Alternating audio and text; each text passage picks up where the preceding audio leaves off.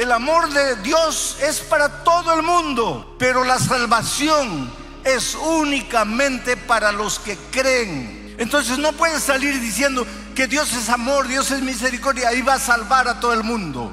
Por eso es que la Biblia es un libro de llamado. Desde el Génesis hasta el Apocalipsis, Dios está llamando: ven, ven, ven, ven. ¿Por qué? Porque si te vas a perder. Por eso es que Él toca la puerta de tu corazón invitándote. Por favor, no me preguntes cómo Dios puede amarte. Yo no sé cómo Dios puede amarme a mí. Yo solo sé que me ama. Y su amor me constriñe. Su amor me motiva. Su amor me transforma. Su amor me ayuda a caminar en sus caminos. No importa quién eres. No importa cómo vives o cómo has vivido hasta aquí. ¿Qué debes hacer para ser salvo? Cree en el Señor Jesucristo y serás salvo tú y tu casa. Vamos a inclinar el rostro para pedir la dirección de Dios. Padre amado que estás en los cielos, queremos alabar tu nombre una vez más. Ya hemos cantado, ya hemos oído cantar. Ahora abrimos nuestro corazón. Suplicamos que tu Espíritu Santo haga la obra que tiene que ser, que sabe hacer. Preparar nuestra mente, iluminar nuestro entendimiento, de manera que tu palabra, cayendo en tierra buena, produzca frutos para vida eterna. Eres grande, oh Dios, eres todopoderoso, soberano, pero al mismo tiempo eres un Padre de amor, de misericordia, de gracia. Esta mañana estamos aquí reunidos, reconociendo tu poder, y suplicamos que nos hables a través de un instrumento humano, pero que la palabra de Dios sea abierta y tu mensaje llegue claro a nuestra vida. Gracias por todo, en el nombre de Jesucristo. Amén. Mis hermanos, estamos llegando al fin de una semana bendecida. Dios ha sido bueno en todos los lugares por donde pasamos. La gente con hambre de la palabra de Dios, deseosa de escuchar hablar del Señor Jesús, ha llenado estadios, ha llenado coliseos. Anoche nos sentimos un poco tristes porque había gente sufriendo afuera sin poder ingresar, sin poder entrar. En Trujillo, que fue el lugar donde más gente se reunió, había procesión, había partido de fútbol, y sin embargo en el estadio no cabía una sola persona más. Lo que emociona es como en la hora del llamado las personas van adelante. Las personas creen en Jesús, confían en Jesús. De repente entienden la belleza del Evangelio y se entregan al Señor Jesucristo. Y en esta oportunidad no deja de ser diferente. Miren, la iglesia está completamente llena. Yo sé que hay gente que está estudiando la Biblia, que está conociendo el Evangelio. Algunos inclusive en la hora del llamado ya podrían bautizarse porque ya vienen estudiando la Biblia. Otros naturalmente esta mañana responderán al llamado, pero todavía no podrán bautizarse porque están comenzando a estudiar la Biblia. De tal manera que mi mensaje no puede ser un mensaje complicado, porque aunque hay gente que conoce mucho la Biblia, hay gente que no conoce, y tengo que tratar de alimentar más a los niños espirituales. Y entonces vamos al texto bíblico, el libro de los Hechos de los Apóstoles, capítulo 16. He pedido que coloquen el texto en la pantalla. Voy a leer solamente el versículo 27 y después les voy a contar el contexto de la historia para entrar en detalles del texto. Miren lo que dice el versículo 27. Despertando el carcelero y viendo abiertas las puertas de la cárcel, sacó la espada y se iba a matar, pensando que los presos habían huido. ¿En qué circunstancias sucedió esto? Entonces ahora les voy a contar el contexto de manera general. Pablo estaba en una ciudad llamada Troas cuando tuvo un sueño. Un ángel se le apareció en visión y le dijo: pasa a Macedonia y ayúdanos. Él estaba pensando retornar, pero al recibir este llamado divino llegó a la ciudad de Neápolis. Hoy día es el puerto de Kavala. Llegó allí y más o menos a unos 25 kilómetros se encontraba la ciudad de Filipos. Dios fue muy bueno con Pablo y Silas en Filipos, pero sucede que ahí en la ciudad había una joven que era poseída por el demonio y que adivinaba cosas. La gente se impresionaba, y había gente muy inteligente, muy hábil, muy así deseosa de ganar, que prácticamente lo había esclavizado. Esa gente cobraba dinero por la adivinación de esta joven. El dinero era para ellos, no para ella. Pero entonces esta mujer estaba perturbando a los apóstoles, y pues el poder de Dios es grande. Miren, quiero decirles una cosa: el enemigo es real, no es una imaginación. El diablo no es una idea, es una persona. Fue un ángel extraordinario, se rebeló, siguió su camino egoísta, se apartó de Dios, pero él vive y engañó a la tercera parte de los ángeles. Y hoy día, ¿qué hacen esos tantos ángeles? Se disfrazan de una cosa, de platillo volador, se disfrazan de fantasma, se disfrazan de alma penada, de condenado, de lo que ustedes crean, pero viene a engañar, viene a seducir. Entonces con el enemigo no se juega. Ten un poco de respeto, no respeto en el sentido de reverencia, sino de temor. No entres por entrar al terreno del enemigo. Pero por otro lado, ten en cuenta que tu Dios es poderoso y que el enemigo no puede hacerte nada. No tengas miedo de atravesar por un cementerio a medianoche, porque ten miedo de los vivos, porque los muertos ya descansan. Su cuerpo está en la tierra, el soplo volvió a Dios. No hay alma penada, no hay fantasma. Todos esos son engaños que el diablo usa para seducir, para mentir, para torcer la vida de mucha gente inocente. En aquella ocasión la mujer estaba perturbando el ministerio de Pablo y Silas, y pues con el poder de Dios el diablo fue expulsado de la vida de esta joven. Y al ser expulsado, ella ya no podía adivinar, y al no poder adivinar, pues ya no le servía a los que ganaban dinero con el trabajo de la niña. Entonces ellos fueron a las autoridades y se quejaron de Pablo y Silas, acusándolos de muchas cosas, y fueron aprisionados. ¿Por hacer qué? Por predicar el evangelio. Y encargaron al carcelero colocarlo en la celda del fondo y amarrarlo bien con grillos, y lo amenazaron al carcelero: si ese hombre huye, si esos dos hombres huyen, tú las vas a pagar. Y ahí estaban. Estoy contándoles el contexto. Era medianoche, Pablo y Silas con las espaldas sangrando, porque antes de colocarlos en la prisión los habían azotado, doliendo. Querido, hay una cosa: mientras vivamos en esta tierra, mientras peregrinemos en este mundo, muchas veces nuestras espaldas van a sangrar, muchas veces el dolor nos va a tocar, aunque estemos haciendo la voluntad de Dios. Yo diría más: justamente por hacer la voluntad de Dios, despiertas la ira del enemigo. Y a los que se van a bautizar les voy diciendo: prepárate, porque si tú crees que la vida cristiana es un mar de rosas donde todo te va a salir bien, no estás teniendo una visión correcta del evangelio. Al entregarte a Cristo, vas a tener un Dios todopoderoso a tu lado, miles y miles de ángeles para protegerte, defenderte, darte fuerza para continuar el camino. Pero que el enemigo va a venir con todo encima de ti, sí, prepárate, puede ser que sí. ¿Por qué Pablo y Silas estaban presos?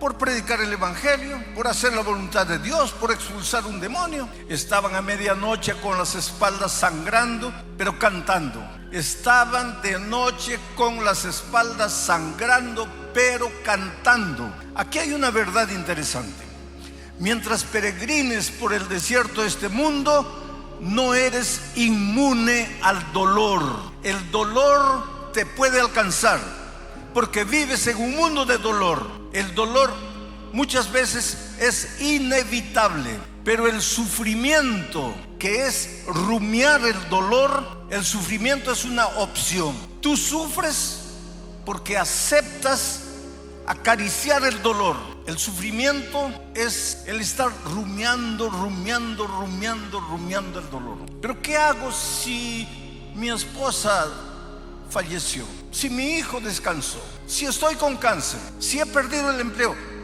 ¿debo alegrarme? No, querido, no debes alegrarte. Pero no puedes estar pensando en lo que te sucedió y pensando. Levanta tus ojos al cielo, clama a Dios. Estás herido, con las espaldas sangrando, pero canta. Eso es lo que hacían Pablo y Silas. Porque si ya estás con las espaldas sangrando y te pones a lamentarte, vas a sufrir más. El dolor es inevitable, pero el sufrimiento es una opción. Entonces Pablo y Silas estaban cantando. Y cuando tú, en medio del dolor, en medio del sufrimiento, alabas a Dios, cantas a Dios, va a suceder algo extraordinario. Porque Dios se alegra con la alabanza, con el loor de sus hijos. Aunque estés sufriendo, si tú cantas a Dios, si tú alabas a Dios, si tú levantas las manos al cielo y le dices: Señor, estoy sufriendo, me duele, no quisiera sufrir, pero ya que el dolor sufrió, ayúdame a alabarte en medio del dolor, va a suceder algo extraordinario. Dios no permanece inerte, no se cruza de brazos. Él es un Dios vigilante. Él conoce los detalles de tu vida. No hay nada oculto para Él.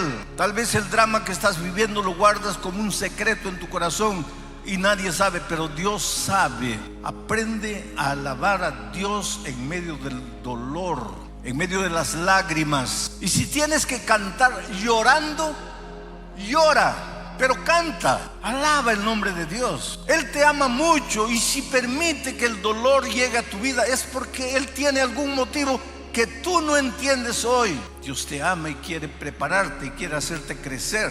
Estudiamos en la lección de la escuela sabática la figura del destetado, del desmamado. Es una figura interesante. ¿Quién sufre más cuando un nené es desmamado, la mamá o el nené? Claro, el nené quiere el pecho materno. Desde que ha nacido ha estado en el pecho materno. Pero la mamá sabe que llegó el momento de crecer, de avanzar. No puede estar mamando la vida toda. Tiene que ser desmamado. La mamá sabe y entiende, pero el bebé no sabe ni entiende. Él solo llora. Pero ¿quién sufre más? Yo creo que la madre. Yo creo, porque yo soy hombre. Nunca di de mamar, pero la madre me entiende. La madre sufre terriblemente al ver a su hijito llorando, pero sabe que tiene que llorar para crecer. Ese es Dios. ¿Tú crees que cuando tú sufres, Dios no está triste? No, Dios no quisiera correr, no quisiera auxiliarte inmediatamente. Pero es necesario, porque el dolor te forja. El fuego lapida el oro, purifica el oro. Tú eres oro, pero necesitas purificarte. Y el instrumento para eso es el dolor. El diablo inventa el dolor. El dolor nace en la mente del diablo. Pero ya que vivimos en este mundo y el dolor nos va a tocar, Dios utiliza el dolor como un instrumento de crecimiento. Imagina aquella noche Pablo y Silas cantando. De repente ocurrió lo extraordinario. Un terremoto, las paredes temblaron, algunos lados de la prisión cayeron. Y cuando el carcelero despertó, lo primero que pensó fue: los prisioneros se han escapado. Y si se han escapado, yo estoy mal, porque me han dicho que yo soy el responsable. Y si los dejé escaparse, ellos me van a matar a mí. Estoy perdido, ya no hay solución. La única solución para mí es la muerte. Entonces agarró la espada y estaba para clavársela, cuando oyó la voz de Pablo y Silas desde adentro, que le dijeron: no te hagas daño, estamos aquí, no hemos huido. Voy a pedir ahora que vuelvan a colocar el primer texto, porque hay unas implicaciones interesantes que quiero extraer del texto. Despertando el carcelero. Cuando el carcelero despertó, claro, aquí está narrando la historia. Él estaba durmiendo, era medianoche, con el temblor, todo, despertó. Pero nosotros podemos extraer una verdad espiritual interesante. Un día todos los seres humanos necesitamos despertar. ¿Despertar para qué? Para cobrar, para tener noción de la realidad. A veces caminas en la vida a la orilla del abismo, te vas a destruir, te vas a matar. El camino por donde estás yendo es un camino de muerte, pero no te das cuenta porque estás durmiendo. En algún momento de la vida tienes que despertarte, y cuando nos despertamos cobramos noción de la realidad. Solo que cuando tú no tienes a Cristo y cobras noción de la realidad, ¿qué es lo que dice? Y viendo las puertas abiertas, porque ahora ves la realidad, viendo las puertas abiertas de la cárcel, sacó la espada y se iba a matar. Y eso es lo que sucede con mucha gente. Al contemplar la realidad, arruinó la familia, arruinó los negocios, arruinó su propia vida física.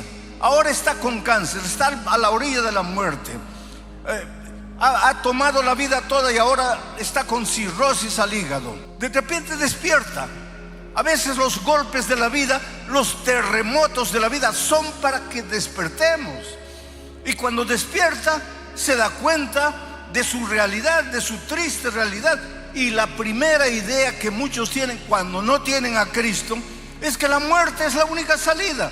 Me suicido, me quito la vida. Y ahora mira lo que dice el texto, pensando que los presos habían huido. Pero ¿qué dice el texto siguiente, el versículo 28?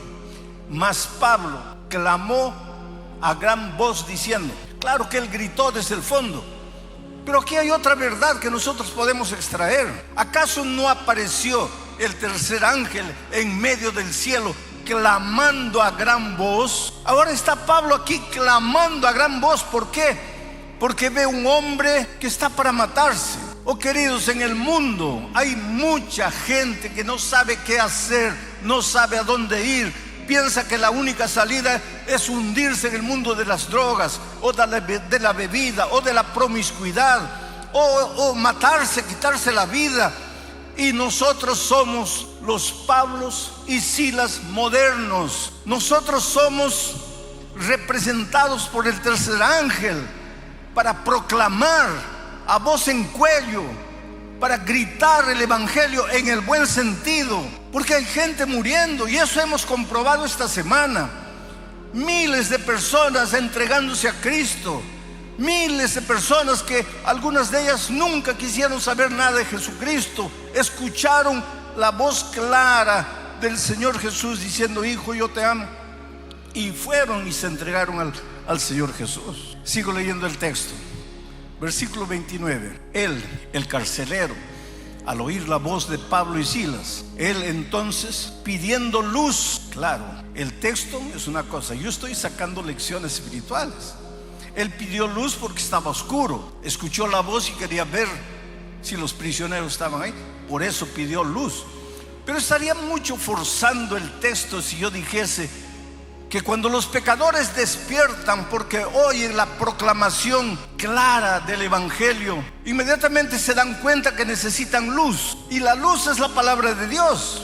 Lámpara es a mis pies tu palabra, lumbrera mi camino. Es la antorcha que alumbra en lugar oscuro. Entonces no estoy forzando mucho el sentido del texto, aunque el texto es histórico, pero yo estoy sacando lecciones espirituales. Pidió luz y se precipitó adentro, y cuando vio que los discípulos estaban ahí, temblando se postró a los pies de Pablo y de Silas. Versículo 30. Y sacándolos les dijo: señores, ¿qué debo hacer para ser salvo? Ahora vamos a analizar esta pregunta. El hecho de que el carcelero preguntó: señores, ¿qué debo hacer para ser salvo?, es una evidencia de que él se dio cuenta que estaba perdido. Él despertó, sus ojos se abrieron, la luz iluminó su entendimiento, y su primera pregunta es: ¿qué debo hacer para ser salvo? Porque se sentía perdido, era consciente de que estaba perdido. ¿Y por qué? Porque él no tenía lo que los apóstoles tenían, porque él, delante de una situación, quiso matarse. Mientras que los apóstoles, con las espaldas sangrando, delante de la condenación, alababan el nombre de Dios y cantaban. Entonces él debe haber pensado: ¿pero qué tienen ellos que son capaces de cantar en medio del dolor? ¿Y qué me falta a mí? Que con un simple terremoto ya quiero matarme. Lo cierto es que él se dio cuenta que los discípulos, los apóstoles, tenían algo que él no tenía. Miren la responsabilidad que Dios nos da. Cuando caminemos por la vida, las personas tienen que ver por nuestra manera de vivir, de ser, de hablar, de conducirnos. Tienen que entender que hay algo en nosotros que no es normal, no es humano, es de Dios. El carácter de Jesucristo tiene que reflejarse en nuestra vida de tal manera que seamos el evangelio andando, el evangelio caminando, de tal manera que las personas vengan y digan: ¿qué tienes? Eres diferente, ¿por qué eres así? Señores, ¿qué haré para ser salvo? Esa pregunta revela que él era consciente de que estaba perdido. Esa pregunta también revela que él no sabía cómo se podía alcanzar la salvación. Por eso preguntó: ¿qué debo hacer para ser salvo? Él era consciente de su estado de perdición y no sabía cómo alcanzar la salvación. Es interesante que el Señor Jesucristo, cuando estuvo en esta tierra, contó 3 parábolas. La parábola de la moneda perdida, la dracma perdida, que simboliza a todos los seres humanos que como una moneda están perdidos, pero no tienen conciencia de que están perdidos. Porque la monedita es una cosa, está pisoteada por los hombres, no se da cuenta porque es moneda, es cosa. Pero Jesús narró también la parábola de la oveja perdida. Y la oveja perdida simboliza a todos los que están perdidos, pero despertaron, sus ojos fueron abiertos y se dan cuenta que están perdidos y quieren alcanzar la salvación, pero no saben cómo, no saben dónde. Como la ovejita que se da cuenta que está perdida y bala, corre desesperada de un lado a otro. Se da cuenta que está perdida, pero no conoce cuál es el camino que la va a llevar de vuelta a la casa. Hay mucha gente hoy día en el mundo que tiene conciencia de su estado de perdición y que quisiera hacer lo que sea para alcanzar la salvación, pero no conoce la palabra de Dios, no conoce el evangelio. Yo estuve en un país de Europa, específicamente Portugal, en el santuario de Fátima, y vi con mis ojos gente caminando de rodillas, gente avanzando de rodillas, pero de kilómetros atrás. Las rodillas sangraban, se habían amarrado paños y la sangre atravesaba los paños y dejaba una mancha horrible en la calle, mancha de sangre. Y a medida que se acercaban del santuario, esas personas lloraban y cantaban y clamaban a Dios. Y aquello me impresionó tanto, me dolió el corazón. Esas personas son tan sinceras cuanto yo. Esas personas son tan sinceras como tú. Solo que nosotros tenemos la bendición de que nos llegó la palabra de Dios y entendemos que somos salvos por la gracia, mientras que ellos están queriendo alcanzar la salvación por el dolor, por el sacrificio, por la penitencia. Pero Jesús también contó la historia del hijo perdido. El hijo sabía que estaba perdido, conocía el camino de vuelta para casa, pero le faltaba tomar la decisión. Hay mucha gente, especialmente ahora que el evangelio es predicado por la radio, que escucha el mensaje, entiende que está perdida, entiende inclusive el plan de la salvación, pero le falta tomar la decisión. No mañana, no después, no el próximo año, no cuando me jubile, no cuando me gradúe, no cuando me case, pero no toma la decisión. Es necesario tomar la decisión porque hoy es el día de buena nueva, hoy es el día de salvación. Oh querido, la salvación puede usar, el tema de la salvación puede ser usada por el diablo también para engañar. Cuando el carcelero preguntó: ¿qué debo hacer para ser salvo? Los apóstoles no le dijeron: tienes que portarte bien para ser salvo. No le dijeron: tienes que dejar de fumar o de usar drogas o de beber para ser salvo. No le dijeron: tienes que guardar el sábado para ser salvo. La vida cristiana involucra guardar el sábado. Si eres un hijo de Dios, no vas a contaminar tu cuerpo con droga, ni con bebida, ni con promiscuidad. Pero la salvación no es por eso. Y sin embargo, mucha gente piensa que tiene que portarse bien para alcanzar la salvación. La respuesta de los apóstoles fue simplemente: cree en el Señor Jesucristo y serás salvo tú y tu casa. Creer. Pero el enemigo puede venir y seducirte y engañarte y hacerte creer que necesitas hacer algo para alcanzar la salvación. Que la salvación es por la gracia, pero necesitas hacer algo para ayudar a la gracia. Y esa es una mentira completa. Y nosotros a veces somos muy propensos a caer en esa trampa. Por otro lado, cuando el enemigo no puede llevar a depositar la confianza de las personas en el comportamiento, en la conducta, te lleva al otro extremo, de creer que porque eres salvo por la gracia, ya no debes obedecer, ya no tienes que preocuparte con la ley de Dios, que ya no tienes que preocuparte con el sábado, ni con la salud, ni con cuidar el cuerpo. ¿Por qué? Porque eres salvo por la gracia. Y sin embargo, Pablo es claro cuando escribe a los Efesios y les dice que no somos salvos por obra, sino solamente por gracia. ¿Y por qué? Para que nadie se gloríe, para que nadie piense que le ha ayudado un poquito a Jesús para alcanzar su salvación. Tú y yo no podemos nada, no somos nada. Nuestras buenas obras, nuestras justicias son como trapo de inmundicia. Somos salvos únicamente por la gracia. Pero si hemos sido salvos por la gracia no solo es perdonadora, es transformadora. Al mismo tiempo que Jesucristo te perdona, te transforma, te hace una nueva criatura en Él, en Cristo, para que vivas una vida nueva. Ahora vas a vivir como un príncipe en el reino de Dios. Ya no eres más un pordiosero.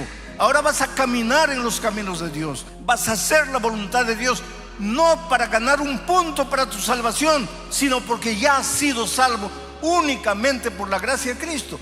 Por eso Pablo dice, no somos salvos por obras, somos salvos únicamente por la gracia de Cristo. Pero enseguida dice, pero hemos sido creados para buenas obras. Las buenas obras tienen lugar en la vida del cristiano, pero no es el papel salvador. Las buenas obras son un resultado de la salvación por la gracia. Cuando el carcelero preguntó, ¿qué debo hacer para ser salvo?, la respuesta de Pablo y Silas no fue, no te preocupes, que todos se van a salvar. Y sin embargo, inclusive en la iglesia nuestra, vez por otra aparece alguien predicando que Dios es misericordia, Dios es amor, y que un Dios amoroso jamás dejaría de salvar a sus hijos, por más que ellos hayan rechazado la gracia. A eso le llaman universalismo. Y hay inclusive ministros de esta iglesia saliendo por enseñar eso. Pero será tan difícil entender. San Juan 3:16. Porque de tal manera amó Dios, ¿a quién? ¿A los adventistas? No. ¿A los bautistas? No. ¿A los presbiterianos? No. Porque de tal manera amó Dios a los católicos. No. El texto dice, porque de tal manera amó Dios al mundo, a todos los seres humanos. Dios nos ama a todos, seas bueno o seas malo, Dios te ama. Estés completamente hundido en la miseria de esta vida, Dios te ama. Porque de tal manera Dios amó al mundo y dio a su Hijo unigénito.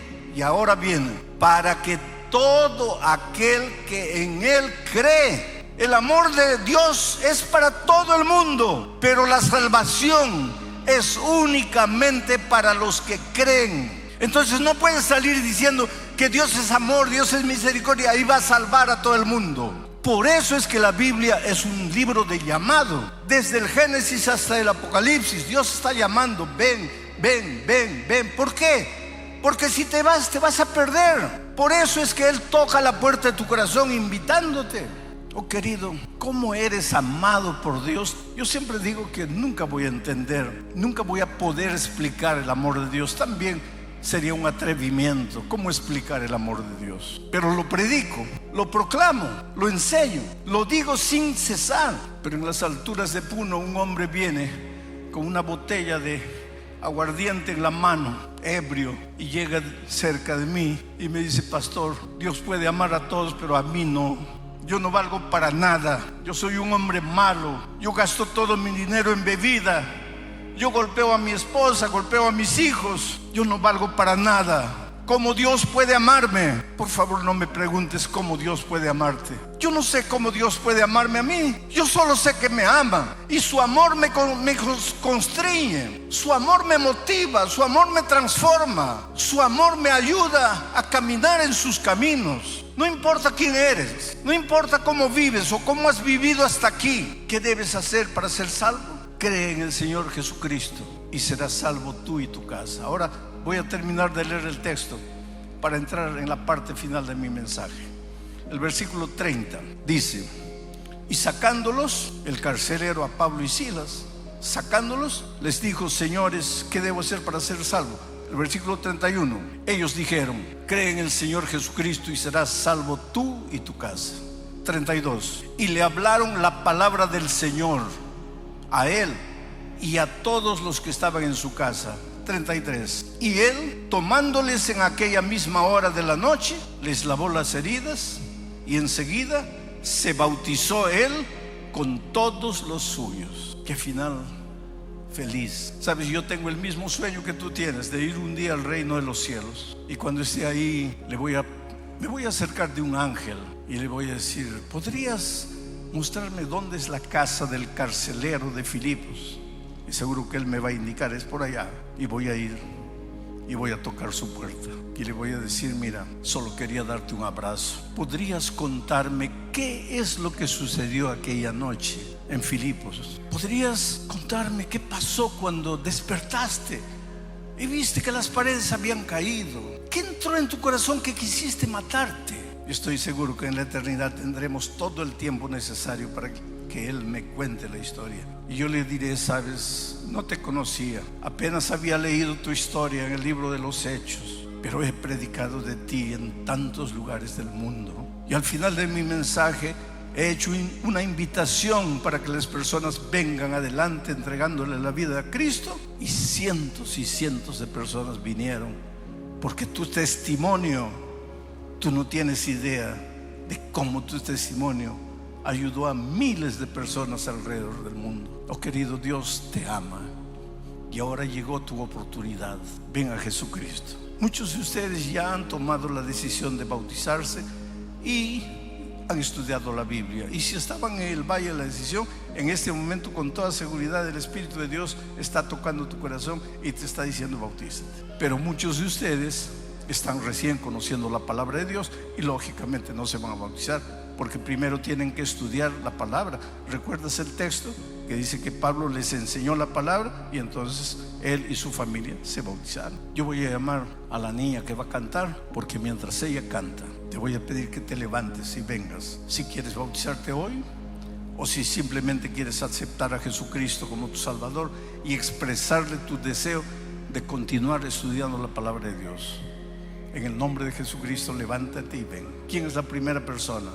Miren, allá está un hombre caminando con fe. Por favor, canta y deja que el Espíritu de Dios te vaya trayendo mientras ella canta. Decisión. Y fue bautizado junto con su familia después de estudiar la palabra de Dios. Vuelvo a repetir: algunos de ustedes están en condiciones de ser bautizados hoy, otros no. Necesitan estudiar la palabra de Dios. Pero agradezco a Dios por tu decisión, por haberte levantado y haber venido. Todos nosotros un día tuvimos que tomar esta decisión. Yo la tomé y no me arrepiento. He visto tantas personas en tantos lugares del mundo tomar la decisión y no arrepentirse. A veces yo no hablo el idioma de la persona, él no habla mi idioma, pero la mirada es suficiente para decir la alegría, porque él se entregó a Jesús. Que Dios te bendiga ricamente. Sé muy feliz en la vida cristiana. Vamos a orar. Amado Padre que estás en los cielos, Señor, abre las ventanas de los cielos y haz llover lluvias de gracia y lava estas vidas, purifícalas. Acepta la mente, el corazón, el cuerpo que es colocado en tu altar como sacrificio. Oh Señor, cuida de estas personas al estudiar la palabra, al prepararse para el bautismo. Guárdalos en tu amor siempre. Y un día, cuando Cristo venga, danos la alegría de ir con Él al reino de los cielos. En esta tierra, mientras tanto, manténlos firmes, sin caída. Guárdalos en tu amor. Defiéndelos, protégelos. Bendice sus manos para que lo que toquen sea también bendecido. En el nombre de Jesús. Amén. Dios les bendiga ricamente. Un abrazo.